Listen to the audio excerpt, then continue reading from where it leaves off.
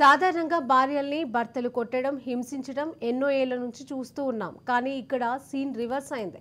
భార్య చితకబాదుతోందని ఓ భర్త పోలీసులను ఆశ్రయించాడు.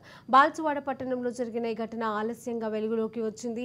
పట్టణంలోని రాజారాం దుబ్బ ప్రాంతానికి చెందిన ఓ వ్యక్తి భార్యపైన పోలీసులకు ఫిర్యాదు చేయడానికి అర్ధనగ్నంగా రావడంతో పోలీసులు కంగుతిన్నారు. తన భార్య తరచూ తనను కొడుతోందని, ఆమెపైన కేసు నమోదు చేయాలని సదరు వ్యక్తి పోలీసులను వేడుకున్నాడు. అయితే ఆ వ్యక్తి మద్యం సేవించి వచ్చాడని పోలీసులు గుర్తించారు. అతడికి కౌన్సిలింగ్ ఇచ్చి పంపించినట్లుగా సిఐ కృష్ణ తెలిపారు.